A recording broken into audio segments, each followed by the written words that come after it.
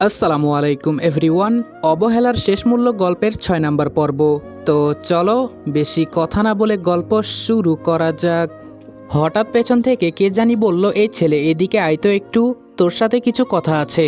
আমি পেছন থেকে কথাগুলো শুনে দাঁড়িয়ে গেলাম, আর পেছনে তাকিয়ে দেখি সেই দিনের দুইটা মেয়ে, মানে যাদেরকে আমি রিয়ার বাসার নিচে বসে থাকতে দেখেছি।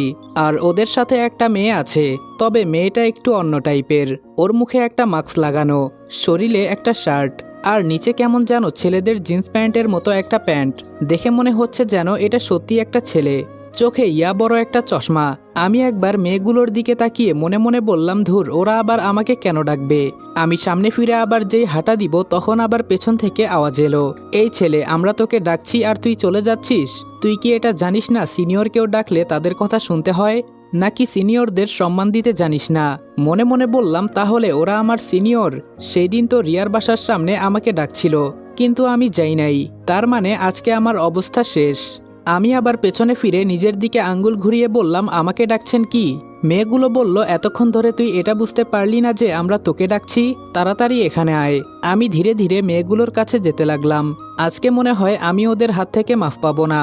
আমি মেয়েগুলোর কাছে যেতেই মেয়েগুলো বলছে, পরি, এই হলো সেই ছেলে যাকে আমরা সেই দিন ডেকেছিলাম, কিন্তু ও ভাব দেখিয়ে চলে গেছিল। আজকে ওকে তোর হাতে দিলাম, তুই কি করবি সেটা তুই ভালো জানিস।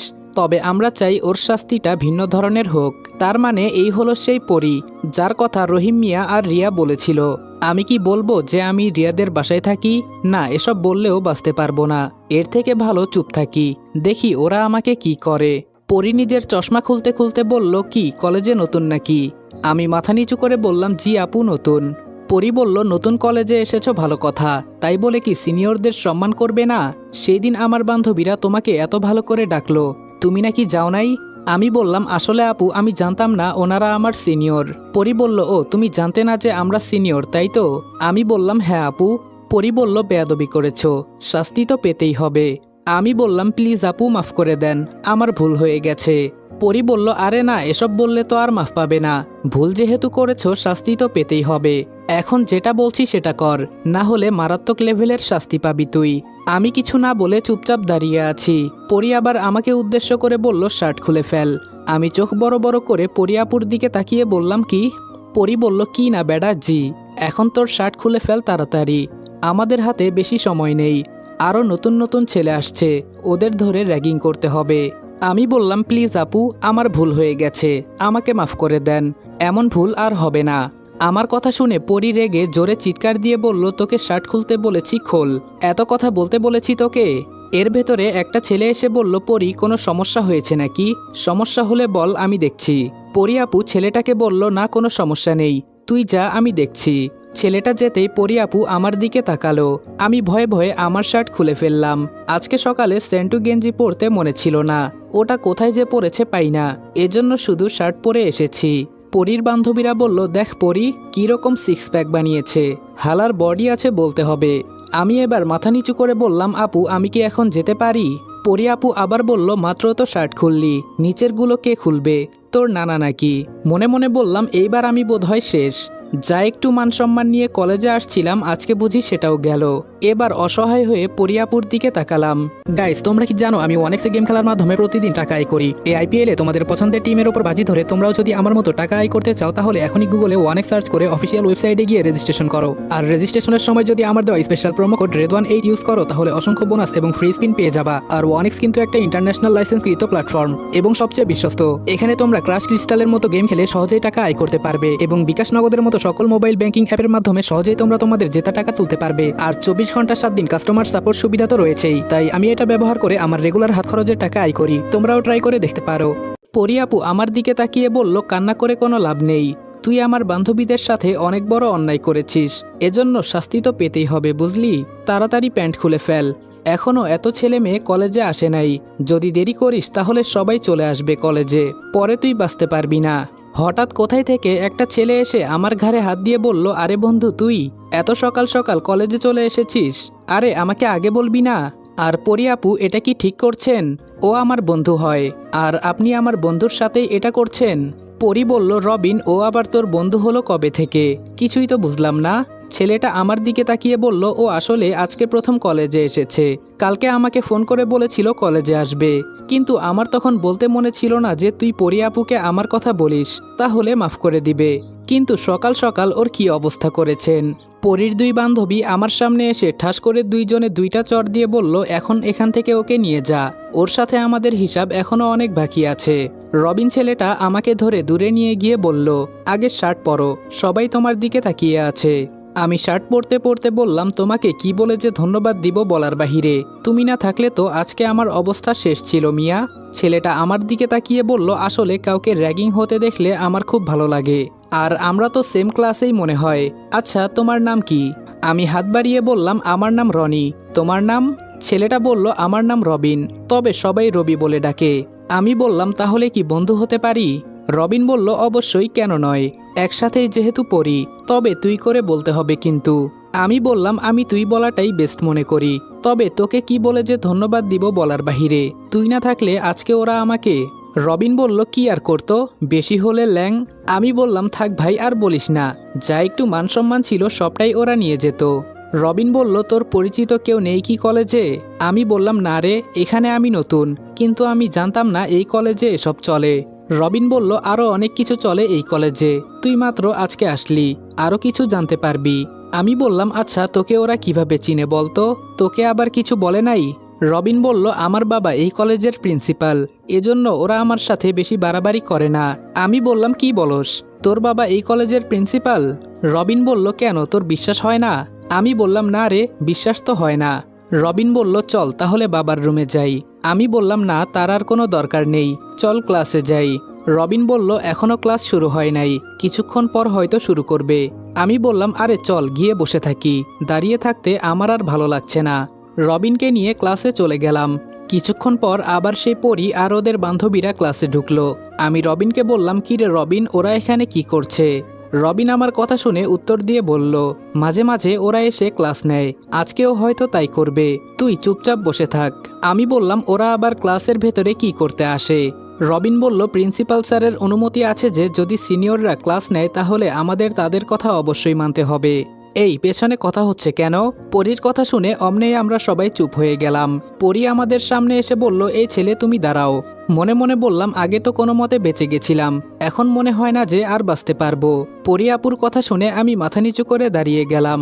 পরী আপু আমাকে দেখে বলল, তোমাকে দেখতে এত ক্ষেতের মতো লাগছে কেন? দেখে তো একদম ফকিন্নির মতো লাগে, তবে একটু সেজেগুজে কলেজে আসবে বুঝলে। আমি বললাম, আপু আমি কি এখন বসতে পারি? পরী বলল, বসবি তো, তার আগে একটু দাঁড়া, যা ওই যে সামনের বেঞ্চে যেই মেয়েটা বসে আছে তাকে এই ফুলটা দিয়ে আয়। আমি বললাম, কিন্তু আপু। পরী বলল, সবাই জানে আমাদের কথা না মানলে কি হবে। আমি পরী আপুর কাছ থেকে ফুলটা নিয়ে ধীরে ধীরে হেঁটে মেয়েটার কাছে যেতে লাগলাম। কি আর করব, কোনো উপায় না পেয়ে মেয়েটাকে ফুলটা দিতেই ও ঠাস ঠাস করে আমার গালে দুইটা চড় দিল। আর হঠাৎ করেই একটা ছেলে এসে আমাকে লাথি মেরে দূরে ফেলে বলল, তোর কত বড় সাহস আমার গার্লফ্রেন্ডকে প্রপোজ করিস? পরী আপু ছেলেটাকে বলল, এই তোমাকে আমি এখানে আসতে বলেছি, যাও গিয়ে জায়গায় বসো, আর এই ছেলে তুমি তোমার জায়গায় যাও। আমি মাথা নিচু করে রবিনের পাশে বসলাম। ক্লাস শেষ হওয়ার পর রবিন বলল, বন্ধু আমাকে মাফ করে দিস, আমি তোর জন্য কিছুই করতে পারি নাই। আমি বললাম, থাক, মাফ চাইতে হবে না, আজকে আর ক্লাস করব না রে, বাসায় চলে যাব। রবিন বলল, চল তাহলে আমিও চলে যাই। রাস্তা দিয়ে যেতে যেতে আমি রবিনকে বললাম, রবিন আমার একটা কাজ করে দিতে পারবি? রবিন বলল, হুম বল, কি করতে হবে? আমি বললাম, তুই আমাকে একটা পিস্তল মিলিয়ে দিতে পারবি? রবিন আমার কথা শুনে চোখ বড় বড় করে আমার দিকে তাকিয়ে বলল, তুই কি করতে চাইছিস বলতো? আমি বললাম, আরে তুই এত ভয় পাস কেন, তোকে তো আর মারবো না। রবিন বলল, আমি ভয় পাচ্ছি না, আজকে তোর যে অবস্থা করলো ওই পরী, আমি যদি না থাকতাম তাহলে তো। আচ্ছা ওইসব বাদ দে, বুঝি না ওরা এমন কেন করে, দেখতে শুনতে তো এতটাও খারাপ না, তাও কেন এমন করে? আমি বললাম, ওদের বিরুদ্ধে কেউ কথা বলে না এজন্য এমন করে। রবিন বলল, এটাও ঠিক, তবে এসবের মাঝে কে জড়াতে চায় বল? আমি বললাম, হ্যাঁ এটাও ঠিক। আচ্ছা তুই আমার কাজটা করে দিতে পারবি? রবিন বলল, ইমার্জেন্সি নাকি? আমি বললাম, হ্যাঁ, তবে তোকে আমি কি বলছি? রবিন বলল, আচ্ছা ঠিক আছে, পেয়ে যাবি। এখন কোথায় থাকিস? আমি বললাম, রিয়াকে চিনিস? রবিন বলল, ওই পিচ্চি ঝালমরিচের কথা বলিস? আমি হাসি দিয়ে বললাম, তুই কিভাবে চিনিস? রবিন বলল, আর বলিস না, আমার গার্লফ্রেন্ড ওর দূর সম্পর্কের মামাতো বোন হয়, আমার মাথা একেবারে খেয়ে ফেলে ও। আমি বললাম তোর তো মাথা খেয়ে ফেলে তাও ভালো, আমাকে যে পাগল বানিয়ে দিচ্ছে, এত কথা বলে এই মেয়ে। রবিন বলল, তবে যাই বলিস আমার শালি কিন্তু দেখতে শুনতে অনেক সুন্দর। আমি বললাম হ্যাঁ সে বলতে হবে, কিন্তু সুন্দর দিয়ে কে কি করবে, যে ওকে বিয়ে করবে ওর জীবন শেষ। রবিন বলল, তুই করে ফেল তাহলে। আমি বললাম মাথা খারাপ হয়ে গেছে, নিজের কপালে নিজেই কি কুড়াল দিব। রবিনের সাথে কথা বলতে বলতে বাসায় চলে গেলাম। বাসায় গিয়ে ফ্রেশ হয়ে দিলাম একটা ঘুম। বিকালে রেডি হয়ে মিতুদের বাসার উদ্দেশ্যে রওনা দিলাম। মিতুদের বাসার সামনে গিয়ে দেখি মিতু পুকুর পাড়ে বসে আছে। আমাকে দেখে মিতু বলল, ভালো আছেন স্যার? আমি বললাম হ্যাঁ এই তো ভালো আছি, তো তুমি এখানে বসে কি করছো? মিতু বলল, কি আর করব স্যার, এখানে বসে হাওয়া খাই। আমি বললাম, হাওয়া কি আবার খাওয়া যায় নাকি? মিতু বলল, আপনি আসেন আপনাকেও খাইয়ে দেই। আমি বললাম, না না আমার এত খাওয়ার দরকার নেই, আজকে কি পড়বে নাকি আমি চলে যাব? মিতু আমার দিকে তাকিয়ে একটা হাসি দিয়ে বলল, চলে যান, আমি আম্মুকে 2-5 বুঝিয়ে দিবনি, বলবো স্যার অসুস্থ। আমি মিতুদের বাসায় ঢুকতে ঢুকতে বললাম, ঠিক আছে আমি আন্টিকে বলছি, তুমি বসে বসে এখানে হাওয়া খাও কেমন? মিতু দৌড় দিয়ে রুমে ঢুকে বলল, আপনি স্যার মানুষ ভালো না। আমি বললাম, ভালো নাকি খারাপ আজকে দেখতে পারবে। টেবিলে গিয়ে বসতে আন্টিকে ডাক দিলাম। আন্টি ভেতরে এসে বলল, হ্যাঁ বাবা বলো। আমি বললাম, আন্টি লম্বা একটা কিছু দেন, আপনার মেয়েকে ঠিক করতে হবে, সারাদিন কোনো পড়াশোনা করে নাই, আর আজকে মনে হয় স্কুলেও যায় নাই। আন্টি বললেন, হ্যাঁ বাবা তুমি ঠিকই বলেছ, আমি লম্বা দেখেই আনছি, ইচ্ছে মতো মারবে। এই কথা বলে আন্টি বাহিরে চলে গেল। মিতু চুপচাপ বসে আছে। আমি মিতুকে বললাম, সবকিছু শিখে ফেলো তাড়াতাড়ি, নইলে 12টা থেকে 13টা বাজবে তোমার আজকে। একটু পরে মিতুকে পড়িয়ে শেষ করলাম। হঠাৎ করে মিতু বলল, স্যার আপনি নাকি আজকে কলেজে শার্ট খুলেছিলেন? আমি বললাম, তুমি কিভাবে জানো? মিতু বলল, আপনি কি এটা জানেন না পরিয়াপু আমার বড় বোন হয়? আমি চোখ বড় করে বললাম, কি? মিতু বলল, কি না স্যার জি, পরিয়াপু আমার বড় বোন হয়। মনে মনে ভাবলাম নিজের মান সম্মান নিজেই খেয়ে লাভ নেই। আমি মিতুকে ধমক দিয়ে বললাম, পরি তোমার বোন হয়তো আমি কি করব? মিতু বলল, কিছুই করতে হবে না, আমার নাম বলতেন যে আপনি আমার স্যার হন, তাহলে কিছুই করতো না আপনাকে। আমি বললাম, কলেজে এসব একটু হয়েই থাকে, থাক বাদ দাও, তোমার কাছে মাছ ধরার মতো কিছু আছে? মিতু লম্বা একটা লাঠি দেখিয়ে বলল, দেখেছেন এটার মাথায় দড়ি দিয়ে বাঁধা ছোট্ট একটা লোহার মতো জিনিস আছে, ওটার মাঝে রুটি লাগিয়ে আমি মাছ ধরি। আমি বললাম, মিতু আমার বহুদিনের শখ মাছ ধরবো, চলো না আমি তোমার সাথে পুকুর পাড়ে বসে মাছ ধরি। মিতু বলল, যেতে পারি এক শর্তে। আমি বললাম, হ্যাঁ বলো। মিতু বলল, কালকে আমাকে ছুটি দিতে হবে। আমি বললাম, দেখো মিতু, আমি নতুন নতুন তোমাকে পড়াই, এর ভেতরে যদি না আসি তাহলে আন্টি কি মনে করবে, তবে কালকে অল্প পড়াবো, ঠিক আছে? মিতু হাসি দিয়ে বলল, আচ্ছা ঠিক আছে, চলেন ভাইয়া। আমি বললাম, হ্যাঁ চলো। মিতু বলল, আপনি গিয়ে বসেন, আমি আসতেছি সবকিছু নিয়ে। আমি গিয়ে পুকুর পাড়ে বসলাম। কি সুন্দর পুকুরের পানি, চারদিক থেকে কি সুন্দর বাতাস আসছে, আসলে পরিবেশটা আজকে মারাত্মক সুন্দর লাগছে আমার কাছে।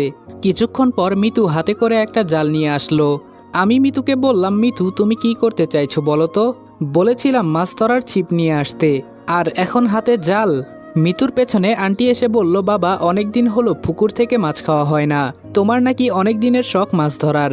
আমি মিতুর দিকে অসহায় দৃষ্টিতে তাকিয়ে বললাম, এখন কি আমি পানিতে নামবো? মিতু বলল, পানিতে নামলে কিছু হবে না স্যার, আপনি নিচে থাকবেন আমি উপরে। আমি বললাম, কোনো কিছু নেই তো আবার পুকুরে? মিতু বলল, আরে এত ভয় পান কেন, কিছুই নেই। কি আর করার, মিতুর কথা মতো পানিতে নেমে গেলাম, আর মিতু পানির উপরে। হঠাৎ কোথায় থেকে রিয়া এসে বলল, বাহ মিতু, আজকে তুই তোর স্যারকে পানিতে নামিয়ে দিলি। মিতু রিয়াকে দেখে মুখ বাঁকিয়ে বলল, তোকে এখানে কে আসতে বলেছে? আমি বলেছি না তুই আমাদের বাসায় আসবি না? আন্টি মিতুকে ধমক দিয়ে বলল, তুই চুপ থাকতো, আর বুঝি না তোরা দুইজন সবসময় এত ঝগড়া করিস কেন। আমি কারো কথা কানে না দিয়ে আমি আমার মতো জাল দিয়ে মাছ ধরতে লাগলাম। সবশেষে উপরে উঠে এলাম, ভালোই মাছ ধরেছি, যাই হোক শখটা তো পূরণ হয়ে গেল। হঠাৎ রিয়া আমার কাছে এসে বলল, কি ব্যাপার ভাইয়া, ঠান্ডা লাগছে না? আমি বললাম, হ্যাঁ ঠান্ডা তো লাগছেই, কি আর করার। রিয়া বলল, কিছুই করতে হবে না, আপনি এখন চোখ বন্ধ করেন একটু। আমি বললাম, ও মা চোখ বন্ধ করব কেন? রিয়া বলল, আপনার পায়ে একটা জোক আছে। আমি জোরে চিৎকার দিয়ে বললাম, ও মা গো, আজকে আমি শেষ। তাড়াতাড়ি মিতু আমার হাত চেপে ধরে বলল, চুপ থাকেন তো, ছেলে মানুষ আপনি এত ভয় পান কেন? আমি চুপচাপ চোখ বন্ধ করে দাঁড়িয়ে আছি। কিছুক্ষণ পর রিয়া বলল, হয়েছে এখন চোখ খোলেন। আমি কিছুটা লজ্জা পেয়ে মিতুকে বললাম, তোমাদের পুকুরে জোক ছিল, আমাকে আগে বলবে না? ইস, এখন যদি। আর কিছু বললাম না। আমি চুপ হয়ে গেলাম। নিজের মান সম্মান নিজেই কি নষ্ট করব? আন্টি রিয়ার হাতে কতগুলো মাছ দিয়ে বলল, রনি তুমি এখন আমাদের বাসায় গিয়ে। আমি বললাম, না আন্টি, আমি এখন চলে যাব, খুব ঠান্ডা লাগছে। রিয়া চলো তো। পেছন থেকে মিতু বলল, স্যার বাসায় গিয়ে ভালো করে দেখবেন শরীরের কোথাও আবার যোগ আছে কিনা। মিতুর কথা শুনে একটু ভয় পেয়ে গেলাম। মনে মনে বলছি, কেন যে আজকে এখানে মাছ ধরতে গেলাম। রিয়া আমার দিকে তাকিয়ে বলল, কি ব্যাপার মিস্টার রনি, এত চুপচাপ কেন? নাকি বেশি ঠান্ডা লাগছে আপনার? আমি বললাম, আমি তোমার কয় বছরের বড় জানো তো? নাম ধরে কেন ডাকো? রিয়া বলল, তাহলে কি বাবু বলবো? আমি হেসে দাঁত কেলিয়ে বললাম, বলতে পারো, সমস্যা নেই। অবশ্য তুমি দেখতে শুনতে মাশাল্লাহ, চাইলেই প্রেম করা যায়। তবে আমাকে চিন্তা করতে হবে, তোমার মতো একটা পিচি মেয়ের সাথে প্রেম করা যাবে কিনা। রিয়া বলল, ধুর মিয়া, আপনার প্রেম আপনার কাছে রাখেন। যেই না চেহারা কুত্তা দেয় না পাহারা, আবার বলে প্রেম। আমি বললাম, আজকে চেহারা খারাপ বলে অপমান করলে রিয়া। রিয়া বলল, ইস, কষ্ট পেয়েছেন বুঝি ভাইয়া? আমি বললাম, কষ্ট তো পাওয়ারই কথা। রিয়া বলল, মায়ের খেয়েছেন কখনো? আমি রিয়ার কথা শুনে কিছু বললাম না, সাথে সাথে চুপ হয়ে গেলাম। শুধু বললাম, আজকে কি রান্না করবে? রিয়া বলল, আপনি কি খেতে ভালোবাসেন? আমি বললাম, আমার মাছের ভর্তা খুব ভালো লাগে। রিয়া বলল, তাহলে চাচিকে এটাই করতে বলবো। তো আজকে কলেজ কেমন গেল? আমি বললাম, কলেজের কথা আর বলো না, মিতুর বোন পরি আমার 12টা বাজিয়ে দিয়েছে। যদি রবিন না থাকতো তাহলে আমার মান সম্মান সব যেত। রিয়া বলল, ওই রবিন হালার কথা বলেন? আমি বললাম, এই রিয়া, ও তোমার বড় না, সম্মান দিতে পারো না? রিয়া বলল, সম্মান ওর পেছন দিয়ে দিব। আমি বললাম, আস্তাগফিরুল্লাহ, ছি ছি রিয়া, এসব কি বলো? রিয়া বলল, কেন, আপনাকেও সম্মান দিতে হবে নাকি? আমি বললাম, না রে বোন, আমার সম্মান লাগবে না, পরে দেখা যাবে, থাক আর বলবো না। রিয়া বলল, কেন বলবেন না, বলে ফেলুন, আমি শুনছি। আমি বললাম, শুনে আর কি করবে তুমি? তুমি যেই কথা বলো আশেপাশের মানুষ শুনলে তোমার না বরং আমার মান সম্মান যাবে। রিয়া বলল, এত মান সম্মান কোথায় রাখেন বলেন তো? আমি বললাম, পকেটে রাখি, তোমার লাগবে? রিয়া বলল, ও মা, রেগে যান কেন, আমি তো মজা করে বলেছি। আমি বললাম, তুমি আমার সাথে মজা করছো না। রিয়া বলল, তাহলে আপনার কি মনে হয় দুলা ভাই? আমি বললাম, রিয়া, এখন কিন্তু তোমাকে আমি। রিয়া বলল, কি বলেন শুনি, দেখি আপনার কেমন সাহস আছে। আমি বললাম, তোমার সাথে আমি পারবো না, থাক বাদ দাও। রবিনের ফোন নাম্বার নিতে মনে ছিল না, একটু যোগাযোগ করে দিও তো। রিয়া বলল, 1000 টাকা লাগবে, দিতে পারবেন?